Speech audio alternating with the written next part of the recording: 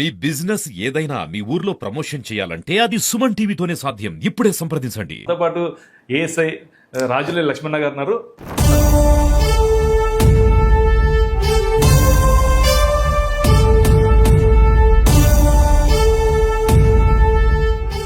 Police department కి దానికి కారణం ఏంటి?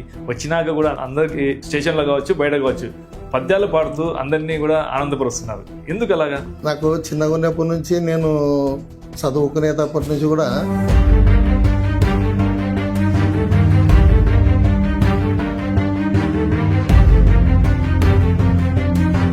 డిపార్ట్మెంట్కి రావాలంటే కూడా చాలా గర్వం ఎక్కువ, కోపం ఎక్కువ, కొన్ని సందర్భాల్లో చూపాల్సి వస్తుంది. మీరు అలా ఆల్రెడీ చూపించకుండా పద్యాలు పాడుతూ ఆనందంగా అందరినీ ఆనందపరుస్తున్నారు. ఎందుకు అలాగా? ఏదైనా ఒక పద్యం భావయుక్తంగా ఉంటే దాన్ని మనం నేర్చుకొని పాడితే బాగుంటుంది కదా అనే ఉద్దేశంతో దాన్ని నేర్చుకోవడము నాకు ఒక హ్యాబిట్. తలనూనె రాసెడు తగులాట ఉండదు, క్షౌరశాలకు వెళ్ళు కర్మ లేదు.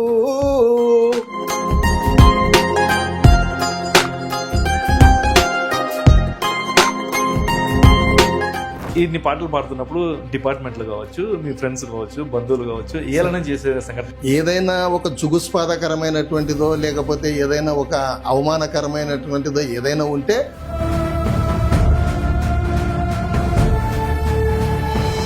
ఎప్పుడైనా భావోద్వేగం కలిగిన పాటలు ఏమైనా పాడారా? పాట పాడుతున్నప్పుడు, పద్యం పాడుతున్నప్పుడు ఆటోమేటిక్ మీకే భావోద్వేగం కలిగిన శ్రీనాథ కవి సార్వభౌమి పద్యాలు చాలా కష్టాలు అనుభవించినాడని అతన్ని బాధపడుతూ పాడిన పద్యం ఒకటి.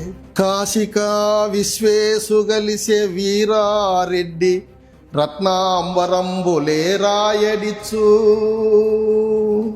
కైలాసగిరి బండె మైలార విబుడేగి దినవెచ్చమే రాజు తీర్చగలడు.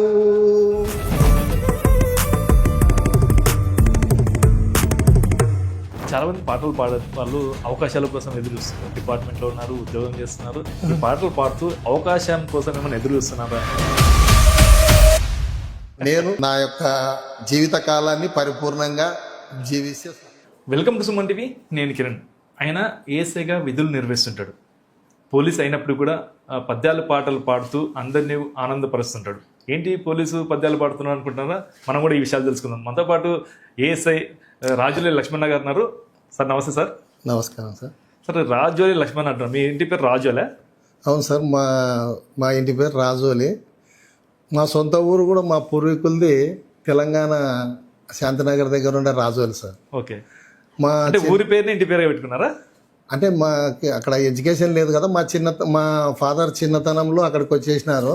మేము బడికి పోయినప్పుడు మాది రాజోలి అని అక్కడ నుంచి వచ్చినారు కాబట్టి రాజోలి అని మా ఇంటి వాళ్ళకల్లా ఇప్పటికి కూడా మా వెల్దుర్తిలో మా కుటుంబ సభ్యులకు అందరికి కూడా రాజోలి అనే ఉంది సార్.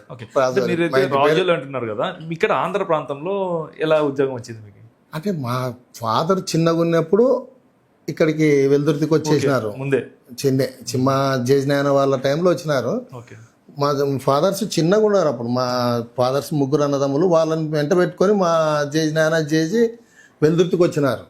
వెల్దుర్తికి వచ్చి అక్కడ పని చేసుకుంటూ అక్కడే చిన్నగా పొలాలు కొనుక్కుంటూ అక్కడే వాళ్ళు జీవనం సాగిస్తూ వచ్చినారు.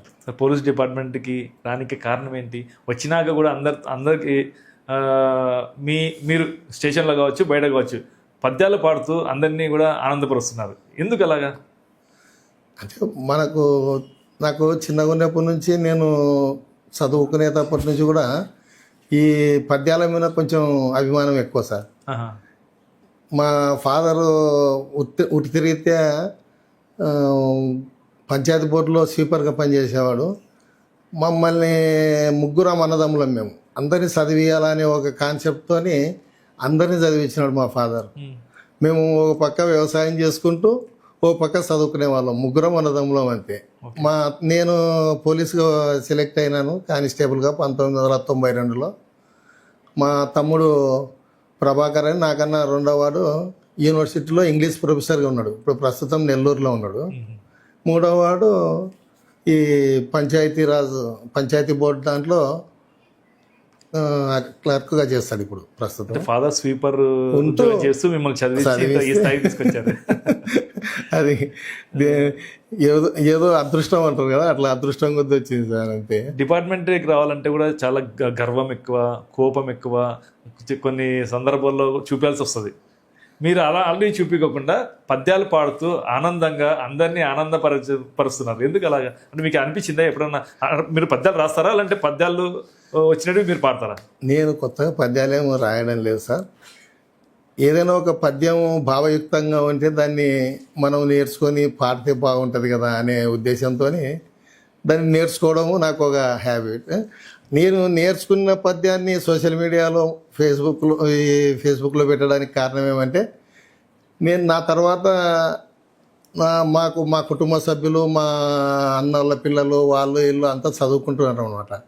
మా చేసిన ఆయన ఈ విధంగా పాడినాడు చూడు అని. మనం ఉన్నా లేకపోయినా ఫేస్బుక్లో కానీ ఈ దీనిలో మన టైం లైన్లో మన పద్యాలు అలాగే ఉండిపోతాయి, మన భవిష్యత్ తరాలు చూస్తారనే ఉద్దేశంతో దానిని ఆ విధంగా పాడి పెట్టడం అనేది నాకు ఒక చిన్న హ్యాబీ సార్. అంటే ఎప్పటి నుండి మీరు పద్యాలు పాడడం స్టార్ట్ చేశారు? ఒక 5-10 ఏళ్ళు అవుతుంటుంది సార్. 10 ఏళ్ళ నుండి పాడుతున్నారు అంటే మనకు తెలిసినప్పటి నుంచి ఏదో ఒక పద్యం తెలుసుకొని నేర్చుకుని పాడడం అనేది, మంచి పద్యం ఉంటే దాన్ని ఖచ్చితంగా పాడి సోషల్ మీడియాలో ఏదో మా ప్రేక్షకులకి ఒకసారి ఒక మంచి పద్యం పాడతారా? నాకు గుర్రం జాస్వా కవి అంటే కొంచెం అభిమానం సార్.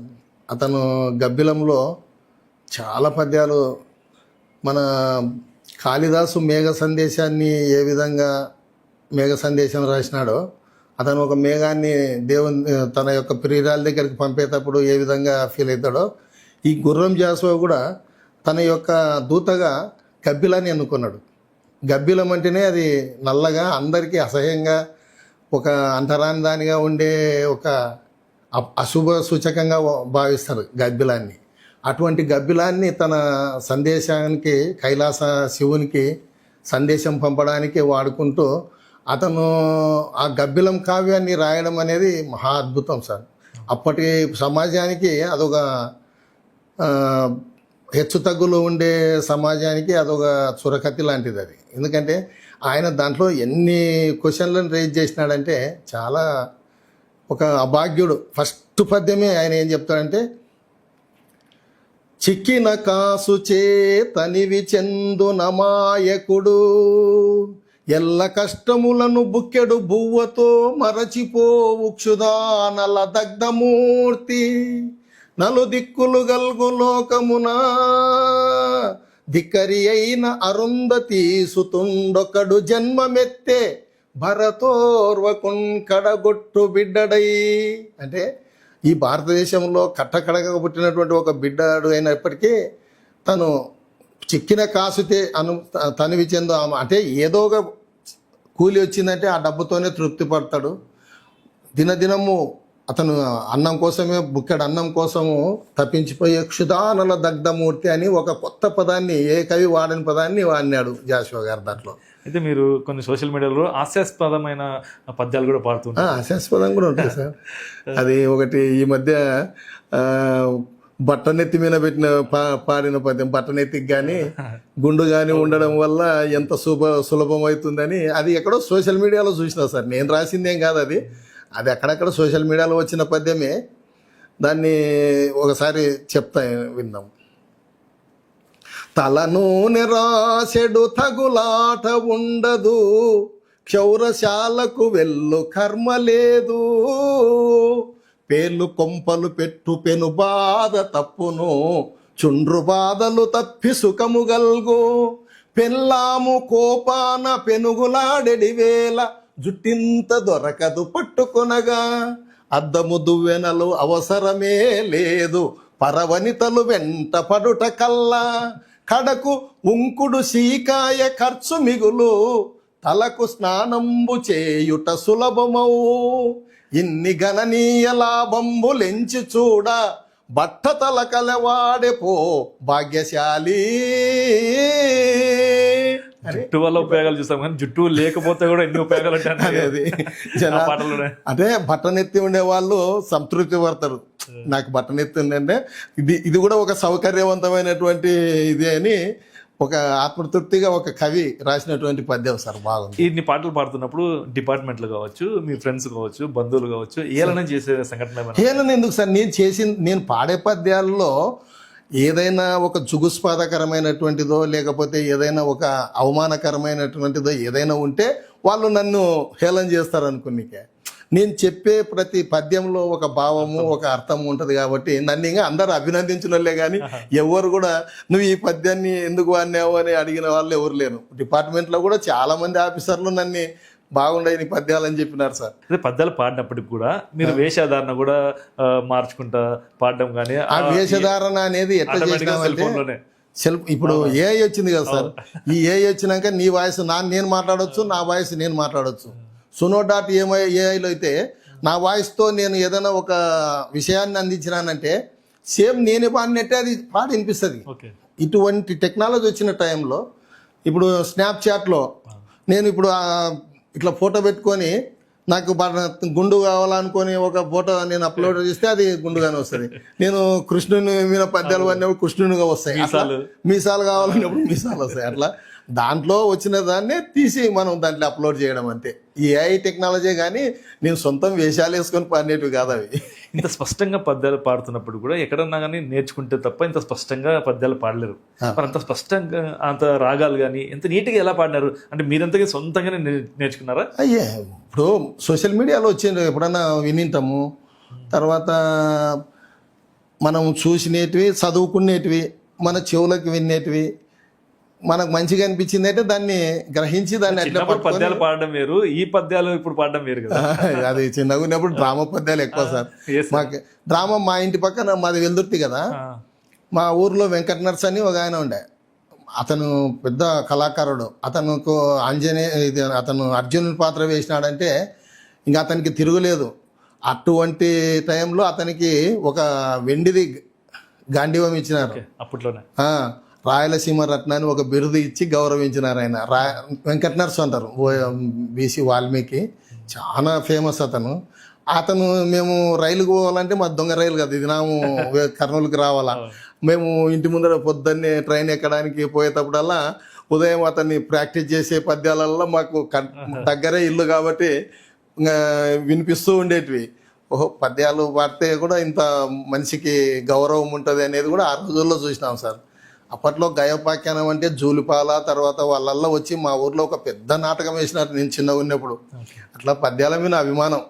రాయలసీమ గురించి ఏమైనా పద్యాలు పాడరా? ఉంటే ఒక పాట పాడతారా? రాయలసీమ అంటే మన భారతదేశం గురించి పాడినట్టువే ఉండే కానీ ఒక ప్రత్యేకంగా రాయలసీమ మీద అంటూ పద్యం ఏమి నేనైతే వినలేదు సార్. ఓకే. మన భారతదేశం గురించి అయితే మన గుర్రం జాస్వా గారు కూడా పద్యాలు పాడినారు. చాలామంది కవులు కూడా భారతదేశాన్ని కూడా పొగుడుతూ పాడినారు. అంటే మీరు సోషల్ మీడియా కావచ్చు అలాంటి పాటలు నేను పాడిన పద్యాలు తండ్రి ఉండేది సార్. దాంట్లో ఏదైనా ఒకటి పాట పాడతారా మీకు నచ్చినది? వేదముకులతోడ వేద ఘోషలతోడ విలసిల్లినట్టిది వేద భూమి, రత్నాల రాసులన్ రమణీయ శోభతో ప్రసవించినట్టిది రత్నభూమి, మిసమిసలాడే పసిడి పంటలతోడ బాసురంభైనది భరత భూమి, విజయలక్ష్మిని కన్న వీరులందరితోడ విలసిల్లినట్టిది వీరభూమి, అన్ని మతాలకు ఆరాధనీయమై ధన్యత కొన్నది పుణ్యభూమి, నిఖిల విజ్ఞాన ధనులకు నిలయ భూమి, సకల విజ్ఞాన కవులకు జన్మభూమి, ఇట్టి సద్భూమిలో హృదయము పొంగ మమ్ము పుట్టించితివి, తద్రునంబు దీర్ప వందనంబు చేతుమో భరతమాత, వేదముకులతోడా వేదఘోషలతోడ విలసిల్లినట్టిది వేదభూమి అంటూ ఒక కవి. అయితే డిపార్ట్మెంట్లో మీరు ఉద్యోగం చేస్తుంటారు, చాలా స్ట్రెస్ ఉంటుంది, టెన్షన్స్ ఉంటాయి, ఇవన్నీ ఇట్లా పాటలు పాడితే స్ట్రెస్ అంతా పోతుందా? అంటే మనకు ఎవరికైనా కానీ సార్ ఉద్యోగము మనం చేసే ఉద్యోగంలో అంకిత భావంతో చేయాలి. చేసిన తర్వాత మనం ఇంటికి వచ్చిన తర్వాత మనం మన ఖాళీ టైంలో ఏదో 4 పద్యాలు ఇవి పాడుకుంటే మనిషికి రిలాక్స్ అనిపిస్తుంది. ఇక్కడ స్టేషన్లో కూడా అట్లా మొత్తం మీ కొలుగుతో అట్లా పాటలు పాడుతుంటారా? ఆ స్టేషన్లో తక్కువ సార్, ఎవరితో పాడేది గిడేది అంటే ఏముండదు. ఆనందపరిచే వాళ్ళు అంటుంటే ఒక పాట పాడుకో ఎక్కడైనా ప్రయాణంలో పోయేటప్పుడు సార్ ఒక పద్యం పాడండి సార్ బోర్ కొడుతుంది అంటే అట్లా వాళ్ళకు పాడినిపిస్తా. కానీ నేను ప్రత్యేకంగా నేనేదో పద్యం పాడతా మీరు వినండి అంటే లేదు. ఓకే, అటువంటివి ఉండవు సార్. చాలా మంది పాటలు పాడే వాళ్ళు అవకాశాల కోసం ఎదురు చూస్తుంటారు. సార్. మీరు డిపార్ట్మెంట్ లో ఉన్నారు, ఉద్యోగం చేస్తున్నారు, ఈ పాటలు పాడుతూ అవకాశం కోసం ఏమైనా ఎదురు చూస్తున్నారా? ఏదాని అవకాశం సార్? సినిమాలో పాడాలని లేదు సార్, అటువంటిది ఏ కోశాన కూడా లేదు నాకు. అంటే మీ గొంతు కొంచెం అట్లా వినిపించాలని ఆశ? లేదు. జీవితం చాలా చిన్నది సార్. మనము ఈ ఉద్యోగ ధర్మంలో మన యొక్క ఉద్యోగాన్ని మన సర్వీస్ ఉండే వరకు పూర్తి చేసుకొని ప్రజలకు సేవ చేసుకొని పోయి నేను ఇంటికాడ హాయిగా ఉండంటే చాలు. సామాన్యంగా హాయి రామ దేవా అంటారు కదా, నాకు అటువంటి దేవుని పైన కూడా నమ్మకాలు లేవు. నేను నా యొక్క జీవిత కాలాన్ని పరిపూర్ణంగా జీవిస్తే చాలు. ఎందుకంటే మనం మానవ సేవయే మాధవ సేవ. అటువంటి మానవ సేవ చేసుకోవడానికి అవకాశం కోసం కొంతమంది చూస్తారు. అవకాశం కల్పించుకొని అది ఏదో మనకు ఉద్యోగంలోనే ఉంది కదా మనం చేయగలిగితే. ఎందుకంటే వెతుక్కొని ఒక మానవునికి సేవ చేయాలని వెతుక్కొని పోవడం వేరు, మనంతా ఒక స్వామి కార్యం స్వకార్యం అంటారు కదా, మనకు అట్లా రెండు కలిసి వచ్చి ఉద్యోగ ధర్మం కరెక్ట్గా చేసుకొని ఉంటే చాలు. మనకి ఏ పౌరాణిక డ్రామాలు పద్యాలు అవి వేరే అవకాశాలు అంటూ ఏం వెంపట్లాడేది లేదు సార్. నేను డిపార్ట్మెంట్లో మీరు ఉద్యోగం చేస్తున్నప్పుడు కూడా ఎన్నో అవార్డులు రివార్డులు వచ్చింటాయి మీకు? 2 సార్లు ఎస్పీ గారు మాకు ఇది బెస్ట్ పర్ఫార్మెన్స్ అవార్డు అని ఒక 2 ఇయర్స్ ఇచ్చినారు సార్. ఆయన 2-3 సార్లు ఎస్పీ గారుల చేతుల మీద తీసుకున్నాం అనుకునేది. అంటే బెస్ట్ పర్ఫార్మెన్స్ అంటే నేను ట్రాఫిక్లో ఉన్నప్పుడు చలాలు ఎక్కువ కలెక్ట్ చేసినందుకు, అంటే మంచిగా ఫైన్లు వేసినందుకు, ఉద్యోగం బాగా చేసినందుకు ఇచ్చినవి. తర్వాత కౌశల్ అని ఆయన ఎస్పీ ఉన్నప్పుడు జియో అని అంటే జూనియర్ ఇన్వెస్టిగేషన్ ఆఫీసర్స్ అని హెడ్ కానిస్టేబుల్ నుంచి అందరినీ ఆయన ఒక విధమైన ట్రైనింగ్ ఇచ్చి అట్లా బెస్ట్ జియోలుగా అంటే ఇన్వెస్టిగేషన్ బాగా చేయాలని కూడా నేర్పించినాడు. అదే దారిలోనే ఇప్పుడున్న ఎస్పీ కూడా బాగా మంచిగా మాకు అన్నీ కన్వీనియంట్గా అన్నీ చెప్తూ ఉండి ఉద్యోగంలో ఎటువంటి ఒడిదుడుకులు అయితే లేవు సార్. మాకు అన్ని అంత బాగుంది. బంధువులలో కూడా ఫంక్షన్స్ పోతుంటారు కదా, ఫంక్షన్ లో అలాగ పాటలు లేదు సార్. ఆల్రెడీ అందరు కూడా ఒక పాట నాకు ఇంట్రెస్ట్ గా ఇప్పుడు ఏదంటే మీ సుమన్ టీవీ గారి టీవీ తరపున ఏదో సార్ పద్యం పాడండి అంటే వచ్చిన సోషల్ మీడియాలో వైరల్ అవుతున్నాయి మీ వీడియోస్. అందుకే స్వతహాగా నాకైతే ఎక్కడ కూడా నేను అదేదో చెప్తారు కదా అడగంది అమ్మాయి పెట్టదని, నేను ఎవరిని కూడా అది ఎట్లుంటుందంటే ఒక చిన్న సామెత ఉంది, చెప్పేవానికి వినేవాడు లోకువాని. చెప్పేవాడు ఎంతసేపు అయినా చెప్తూ ఉంటాడు, వినేవానికి కూడా ఓపిక ఉండాల. అదే విషయాన్ని కూడా మన గుర్రం జాస్వా గారు నా యొక్క విషయాలను ఏదైనా చెబుతున్నప్పుడు ఈ గబ్బిలంలో ఆర్త హృదయంబు కూడా కొంత అవసరంబు అంటాడు. ఆర్త హృదయం కూడా ఉండాల. ఒక మనిషి చెప్తుంటే వినే ఓపిక, పెయిన్ అంటే అర్థం చేసుకునే గుణము ఉండాలా అని అంటాడు అనమాట ఆయన. అర్థం చేసుకోలేని ముందు వారి దగ్గర నీటి ఇటువంటి పద్యాలు కాదు కదా, 100 పద్యాలు వాడినే ఎక్కదు. అది అనమాట.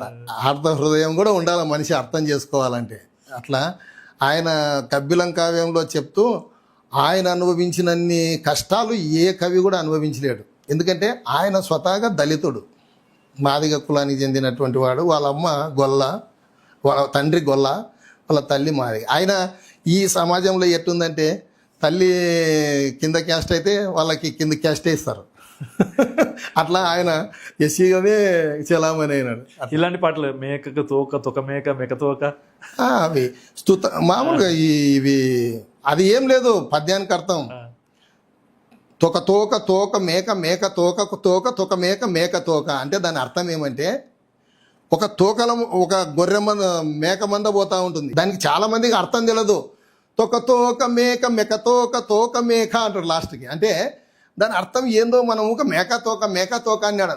అంటే ఒక మేకల మంద పోతూ ఉంటే ఒక మేక తల ఆ మేకకు ఆ తోక వెనుకనే ఇంకొక మేక, ఆ మేకకు తల, ఆ తలకు ఇంకొక తోక, అట్లా ఆ తోకల మంద పోతుందని చెప్పేదానికి ఆ పద్యం అంతే, దాని అర్థం ఇంక అంతా అదే అది.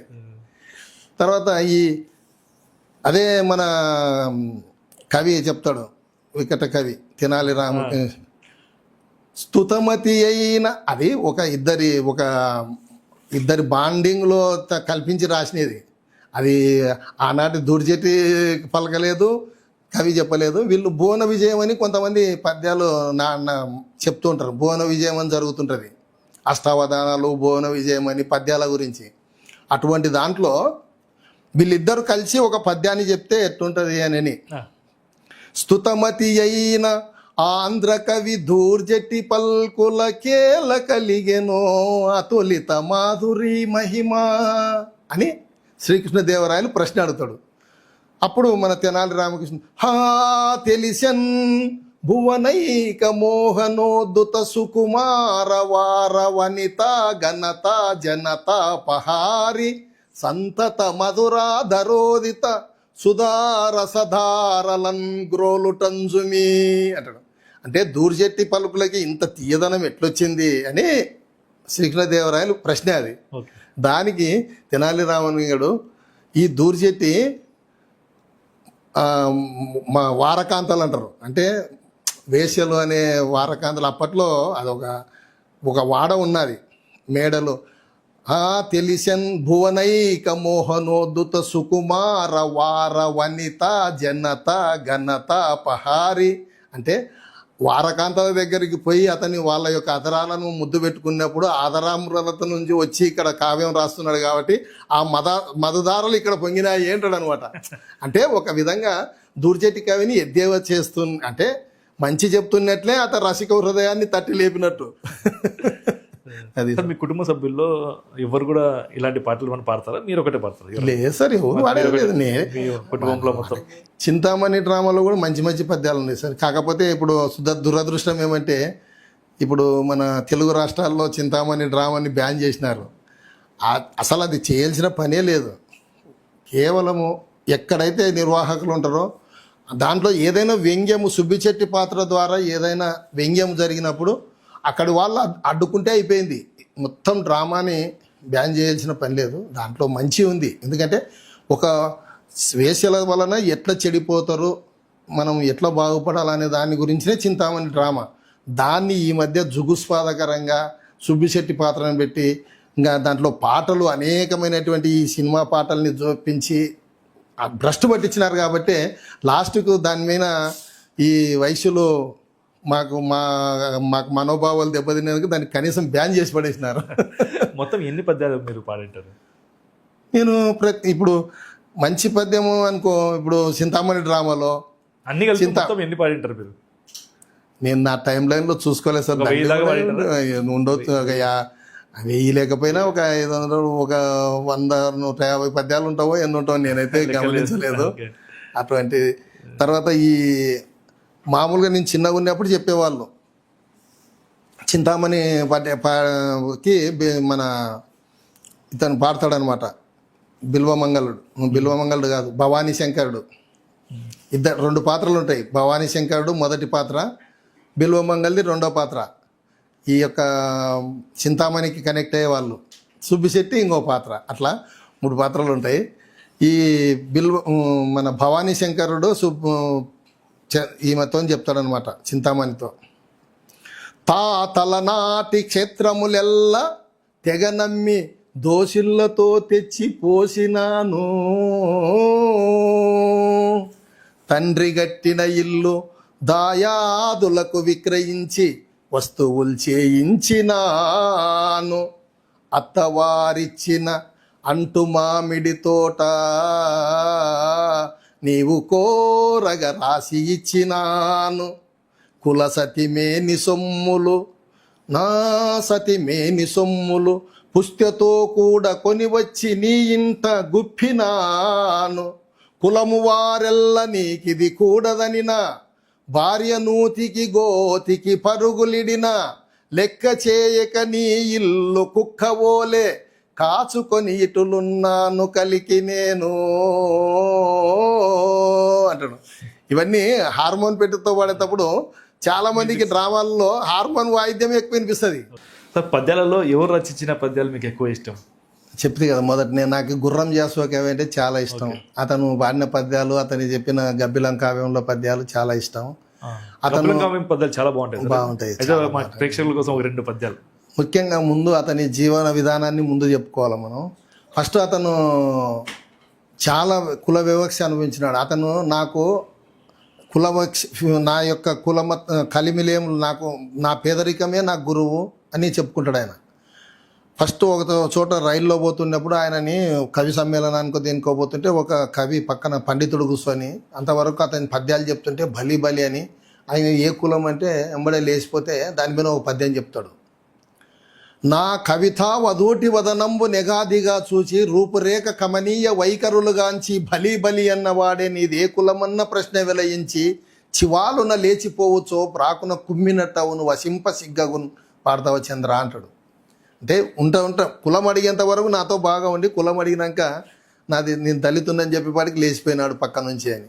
అయినా ఆయన సిగ్గుపడలేదు, బాధపడలేదు. దానికి ధీటుగా గవ్వకు సాటి రాని పలు కాకుల మూకల అసూయ చేత నన్నేవిది దూరినన్ నన్ను వరించిన శారద లేచిపోవనే బొమ్మడరే రసరుద్ధుల్ వసుదాస్థలిన్ ఘంటమూరెదన్ రవ్వలు రాల్చెదను గరగరలు సవరించిన ఆంధ్రవానికి అంటాడు. నేను గంటం పట్టుకొని గరగరలు సవరించిన అంటే ఎవడేమనుకుంటే నాకు గవ్వకు సాటి రాని పలు కాకుల మూకల అసూయ చేత నన్నే ఇటువంటి వాళ్ళు ఇన్ని అనుకుంటే నాకేం లాభం, నన్ను వరించిన శారద లేచిపోవునే అని నేను కంఠమూనేదని రవ్వలు రాల్చేదను గరగరలు సవరించేదని ఆంధ్రవాణి. ముఖ్యంగా గబ్బిలంలో మంచి ఆనిముత్యం లాంటి పద్యాలు ఒక 2-3 ప్రతిమలకు పెండ్లి చేయుటకు 100,000 వేయించుగాని దుఃఖితమతులైన పేదల ఫకీరుల శూన్యములైన పాత్రలన్ మెతుకు విదల్పది భరతమేది 33 కోట్ల దేవతలు ఎగబడ్డ దేశమున భాగ్య విహీనుని క్షుత్తులారునే అంటాడు. అంటే ఇంతమంది దేవుళ్ళు 33 కోట్ల మంది దేవుళ్ళు వాళ్ళకి నైవేద్యాలు వాళ్ళకు ప్రసాదాలు పెట్టే దాంట్లోనే తలమునకలవుతుంది దేశం. ఇటువంటి ఆ భాగ్యులకి ఆహారం ఎప్పుడు దొరుకుతుంది.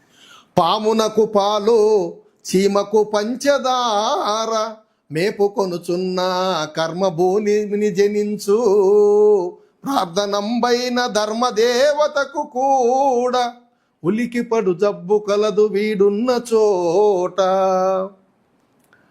ఈ అభాగ్యుని రక్తంబు నాహరించి ఇనుప గజ్జల తల్లి జీవనము చేయు కసరి బుస కొట్టు నాతని గాలి సోక 4 పడగల హైందవ నాగరాజు. అంటే ఈ యొక్క సమాజం 4 చతుర్వర్ణ వ్యవస్థలో ఏదైనా ఈ అభాగ్యుని ఏదైనా మెప్పియాలనుకుంటే కూడా ధర్మదేవతకు కూడా కోపం వస్తుంది అంటాడు. తర్వాత ఆనిముత్యం లాంటి పద్యం. ఎంత కోయిల పాట వృధా అయ్యనో కదా చిక్కు చీకటి వనసీమలందు ఎన్ని వెన్నెల వాగులింకిపోయెనో కదా కటికె కొండల మీద మిటకరించి ఎన్ని కస్తూరి జింకలీడేరెనో కదా మురికి తిన్నెల మీద పరిమళించి ఎన్ని ముత్యపురాళ్ళు భిన్నమయ్యనో కదా పండిన వెదురు జంపములలోన ఎంత గంధవాహనం ఎంత తంగేటి జున్ను ఎంత రత్నకాంతి ఎంత శాంతి ప్రకృతి గర్భమందు భగ్నమయ్యనో పుట్టరాని చోట పుట్టుకతను. ఒక తెలివైన వాడు ఒక జ్ఞానవంతుడు కడకులంలో పుడితే రాణించడు. అదే అంటే ఇటువంటి కస్తూరి జింకలు ఎక్కడో ఎన్నో ఇదైపోయినాయి, ఎన్నో ముత్యాలు వెదురు జంపాల్లో పడి భిన్నమైపోయినాయి, ఎంత కోయిల పాట అయింది చిక్కు వనసీమలలో అని ప్రతి దాన్ని తట్టి ఉదాహరణగా చెబుతూ ఎంత రత్నకాంతి ఎంత శాంతి ఎంత తంగేటి జున్ను ఎంత వృధా అయిపోయిందో. అంటే నాలాంటి అభాగ్యులు ఎక్కడో ఎంతోమంది రాణించాలని కూడా రాణించలేకపోయినారు అని. దాని యొక్క భావం. ఫైనల్ గా మీ డ్రీమ్ ఏంటి? రిటైర్డ్ అయినాక పద్యాలు పాడుతూ ఇలాగనే కాలం కొనసాగిస్తుంటారా? మనము మన జీవితంలో మన ఆయుష్ ఉండి బతకగలిగితే మనం నేర్చుకున్న సంపద ఎక్కడికి మనం రిటైర్డ్ అయినాక బోర్ కొడుతుంది, ఒకటి సార్. పద్యాలు మీకు బోర్ కొట్టడం ప్రశాంతంగా. దొంగల చేతికి దొరకనిది దానం చేసిన తరగంది. ఎవరైనా విజ్ఞానం అనేది ఒక ఇది పద్యం, నాకు పద్యం పాడడం వచ్చు, నేను చచ్చిపోయే వరకు నాలోనే ఉంటుంది అది పద్యం.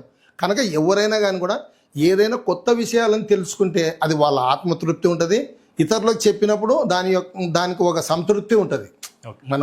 మనం నేర్చుకున్నది ఇతరులకు చెప్పినప్పుడు ఒక సంతృప్తి కలుగుతుంది అంతే. Okay sir, okay, thank you very much sir. ఇదండి ఇవాళ ఇంటర్వ్యూ. మరో ఇంటర్వ్యూలో మళ్ళీ కలుద్దాం. చూస్తూనే ఉండండి Suman TV. Thank you very much. Suman టీవీలో ఉద్యోగ అవకాశాలు. మీకు మీడియాపై ఆసక్తి ఉందా? కెమెరా ముందు కాన్ఫిడెంట్ గా మాట్లాడగలరా? ఫీల్డ్ లో పనిచేయడానికి రెడీగా ఉన్నారా? అయితే మీకోసం ఓ మంచి అవకాశం అందిస్తుంది మా బ్రాంచెస్ నంద్యాల, కర్నూలు. ఇప్పుడే సంప్రదించండి 8639158339.